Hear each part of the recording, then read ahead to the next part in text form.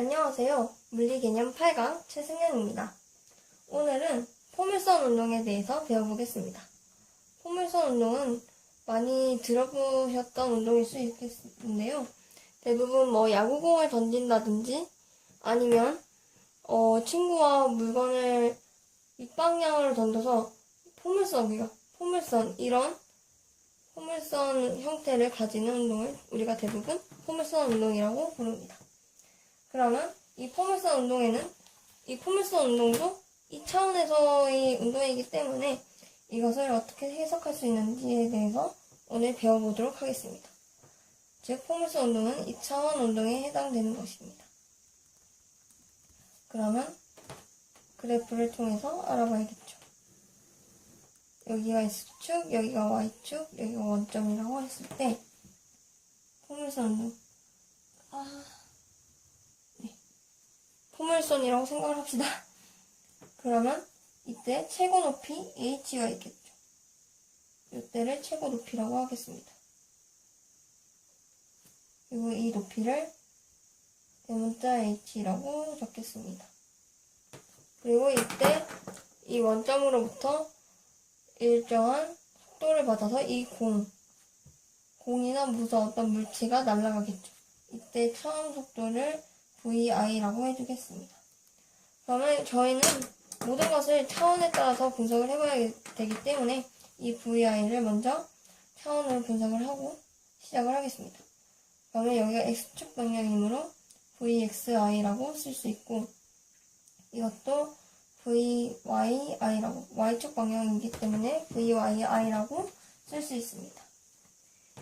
이 지점을 A 지점이라고 하고 여기에 B지점, 그리고 여기에 C지점, 최고 높이일 때 C지점, 그리고 이 B와 같은 높이에 있는 이 지점을 D지점이라고 하고 맨 마지막 땅에 닿았을 때를 ABCD E 지점이라고 하겠습니다.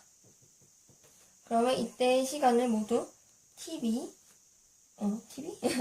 여기는 TA, TB, TC, TD, TE라고 하겠습니다. 그러면 이때의 각각 속도가 있겠죠? 그것을 각각 표현을 해주면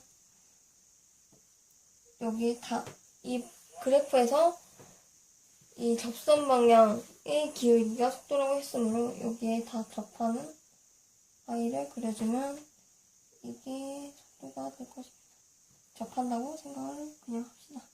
그림이 이상하긴 하지만 그러면 이것도 저희는 뭘 해야 되죠?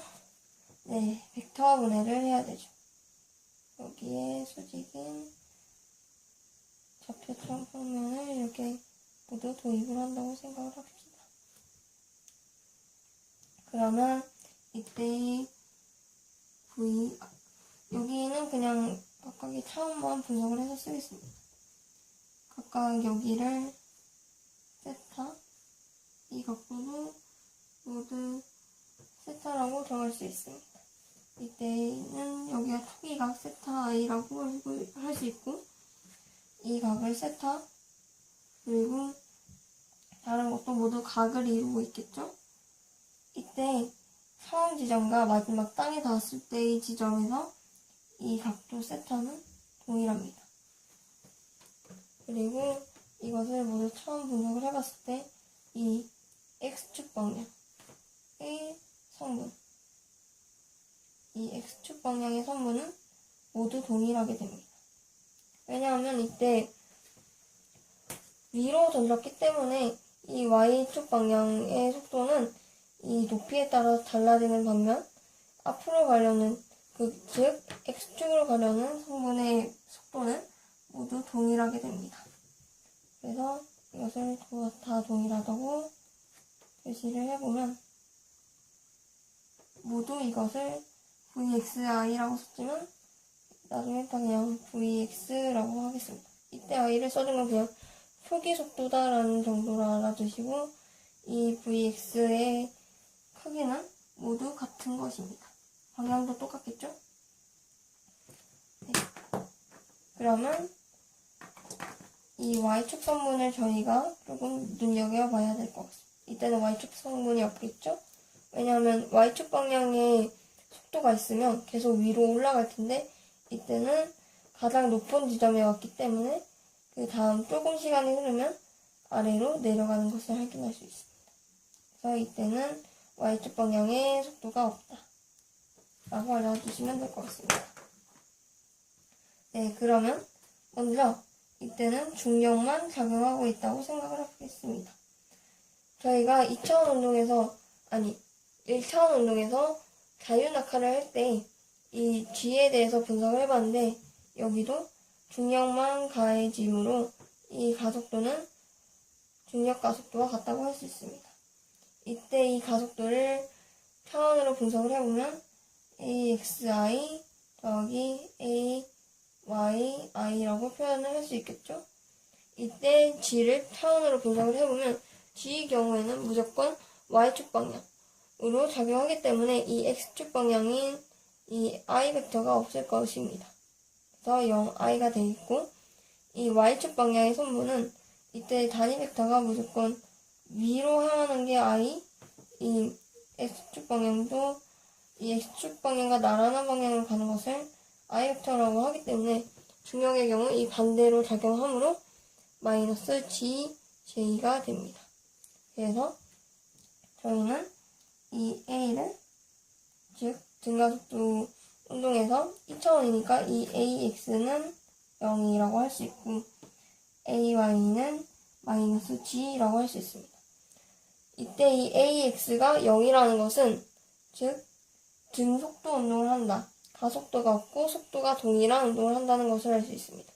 왜냐하면 가속도는 시간에 따른 속도의 변화량인데 이 속도의 변화량이 없다는 것이기 때문에 등속도 운동을 한다는 것을 알 수 있고 이 AY의 경우 G값, 즉 상수의 값을 가지고 있기 때문에 시간에 따라 변하지 않는 상수의 값을 가지고 있기 때문에 등 가속도 운동을 한다는 것을 알 수 있습니다. 이때 이 변화하는 이 거리를 저희는 이 초기의 거리를 RI라고 생각을 하면 벡터적으로 분해했을 때 이것을 XI, I 벡터 더하기 YJ, I겠죠? 초기니까 YI, J 벡터 이렇게 써줄 수 있습니다. 이때 처음 속도 이 A 지점을 처음이라고 했으므로 이 XI는 0, YI도 0일 것입니다. 왜냐하면 초기에는 이 원점에서 있었으니까요. 맞죠? 그리고 VI를 위와 같이 아까 이 벡터 선분으로 보낸 것처럼 XI, VXI의 단위 벡터 써줘야 되죠. 여기 VYI J라고 쓸 수 있습니다. 이때 VXI는 VI 코사인 세타 I라고 쓸 수 있고 VYI는 VI 사인 세타 I라고 쓸 수 있습니다. 이것은 그냥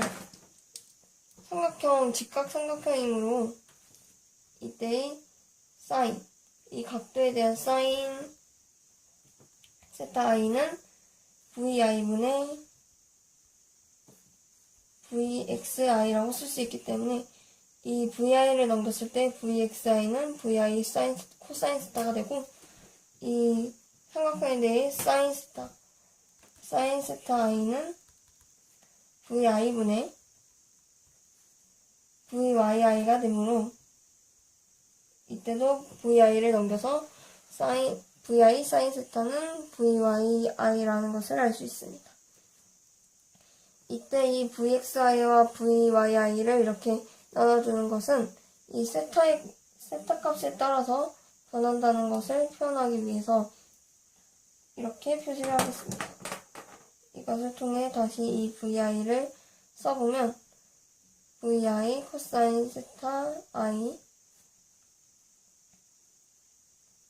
그리고 I 단위 벡터 더하기 VI 사인 세타 I J라고 할 수 있습니다. 네, 이렇게 기본적인 기본적으로 저희가 이 그래프를 통해 알 수 있는 것은 정리를 해봤습니다. 그렇다면 먼저 t초 후에 vf 벡터 나중 속도는 얼마일까? 이 나중 속도도 우리가 2차원이므로 차원에 대해 분석을 할 수 있죠. 그러면 vxf 벡터 더하기 vyf 벡터라고 쓸 수 있습니다. 이때 뭐 이 벡터 표시를 하고 싶지 않다면 이 벡터 표시를 빼시고 i 이렇게 단위 벡터를 써주셔도 됩니다. 네, 이때 저희는 vf를 구하기 위해서 저희가 아는 식은 1차원 운동에서의 운동 방정식이기 때문에 이것을 각각 해석을 해볼 수 있습니다. 그래서 vxf는 vxi와 동일하겠죠. 왜냐하면 아까 그래프를 그리면서 설명을 했는데 이 vxi는 모두 동일하고 이 위로 이 높이에 따라서 vy가 변하기 때문에 vy 그 y축 즉 y축에 대한 속도의 성분은 변하지 않는다고 말씀을 드렸습니다. 그래서 이 vxy는 이 위에서 정해있던 것과 같이 vi 코사인 세타 i라고 써줄 수 있습니다. 그리고 또 vyf에 대해 정리를 해보면 이때 저희는 운동 방정식을 사용할 수 있는데 이 얘기를 먼저 했으면 좀 이해하기 쉬웠을 것 같네요.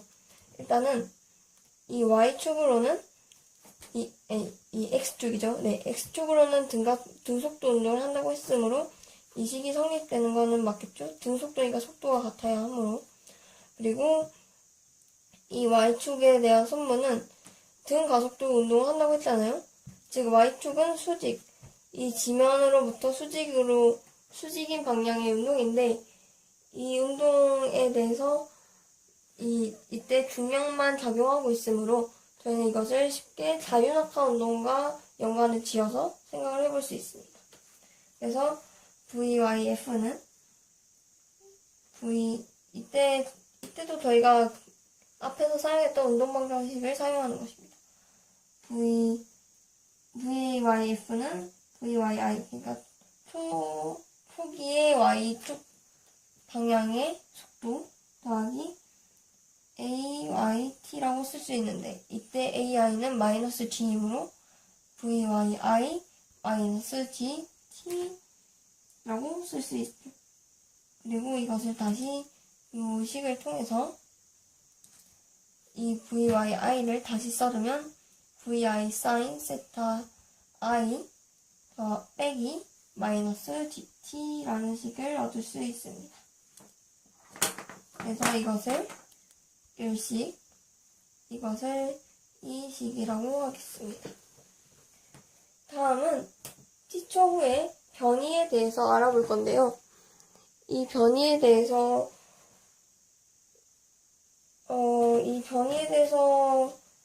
설명을 하려면 조금 이 위에 1번식과 2번식을 사용해야 되기 때문에 잠깐만 이 1번식과 2번식을 쓰고 나서 설명을 드리겠습니다. 이때 저희가 구했던 1번식이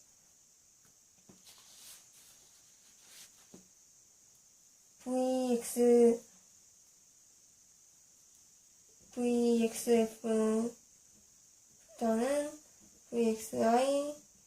vxi이므로 등속도 운동을 하니까 이축으로는 그래서 이것은 vi 코사인 세타 i와 같다. 그리고 두 번째 식은 나중 속도 vf는 이때 vi sin 세타 i 이게 vyi와 같은 값이었죠. 그리고 마이너스 gt 이때 마이너스 g는 차원이 아니라 가속도 y축에 대한 가속도를 의미하는 것입니다. 네, 그러면 네, 그럼 t초 후에 VF, 그러니까 나중 속도를 구해봤으니까 이제 두 번째로 t초 후에 변이 RF라고 쓰죠. 나중 위치 RF에 대해서 구해보겠습니다. RF를 차원에 대해 분석을 하면 XF, Iβ, 더하기 YF, Jβ 이렇게 쓸 수 있죠. 그러면 저희는 이 XF와 YF를 구하는 운동 방정식을 알고 있습니다.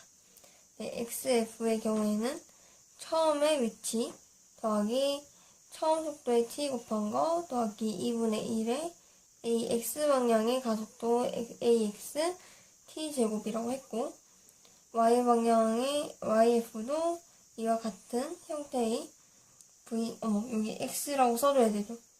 X라고 안 써주면 차원에 대해서 분석을 한 건지 모르기 때문에 얘는 X 방향의 속도만 고려를 해야 되기 때문에 VXI라고 꼭 표시를 해주셔야 합니다. 네, 이것은 VYIT에 더하기 2분의 1 AYT 제곱이라고 쓸 수 있습니다. 이때 VI는 0이라고 했고, XI는 0이라고 했고, YI도 0이라고 했습니다. 그리고 AX의 경우 X축 방향으로는 등속도 운동을 하기 때문에 가속도가 0이다 해서 이것도 0이 됩니다. 그리고 VXI의 경우에는 저희가 1번식에서 알다시피 이것은 VI 코사인 세타 I라고 정의를 내렸고, 네, 그렇게 정의를 내렸고, 이 VYI의 경우에도 VI 사인 세타라고 정의를 했었습니다. 이것을, 그리고 이 AY의 경우에는 이 중력만 가해지기 때문에 중력은 AY축과에는 반대 방향으로 작용하므로 마이너스 G라는 값을 가진다고 얘기를 했었습니다. 그래서 이것을 정리를 해서 다시 쓰면 XF는 VXI니까 이 VXI를 이 식으로 다시 쓰면 VI 코사인 세타 I의 T 곱해준 거 이렇게 정리할 수 있고, YF의 경우에는 VI 사인 세타 I T 더하기 아니 여기 빼기를 써줘야 되니까 빼기 2분의 1 GT 제곱이라고 정리를 할 수 있습니다. 이것을 저희는 아까 20까지 썼으니까 이건 3식, 요거는 4식이라고 정리를 하겠습니다. 네, 그러면 지금 저희는 이 YF에 대해서 좀 더 풀어보겠는데요. 이때 이 T를, 이 3식을 통해서 T를 조금 어떤 식으로 변형을 해보겠습니다. 이것을 3'식이라고 하면 이 3식에서 이 T에 대한 식으로 나타내주면 T는 VI 코사인 세타 I분의 XF가 되겠죠. 이 식을 4식에 3'식을 대입을 한번 해보겠습니다. YF는 VI 사인 세타 I 곱하기 VI 코사인 세타 I 분의 XF, 그리고 맞죠? 그리고 마이너스 2분의 1 G에 VI 코사인 세타 I 분의 XF의 제곱 이렇게 쓸 수 있습니다. 이것을 다시 정리를 해보면 I 없어지고 코사인 세타 I분의 사인 세타 I XF가 되고, 여기는 마이너스 2분의 1G VI 제곱 코사인 세타 I 제곱 XF 제곱이 됩니다. 이때 이 초기값, 그러니까 세타 I는 처음부터 정해져 있기 때문에 이 코사인 세타 I분의 사인 세타 I는 상수라고 저희가 얘기를 할 수 있습니다. 2분의 1도 상수라고 볼 수 있고, G도 9.8이라는 일정한 값을 가지고 있습니다. 그리고 VI는 처음에 초기 속도를 얘기하는 것이기 때문에 저희가 처음에 정의를 했던 일정한 값일 것이고, 이때 세타 i, 코사인 세타 i에서 세타 i도 정의를 했기 때문에 이 값 역시 상수라고 표현을 할 수 있습니다. 그래서 저희는 이 xf만 변수가 되는 식을 찾았다고 할 수 있는 거죠. 즉, y방향의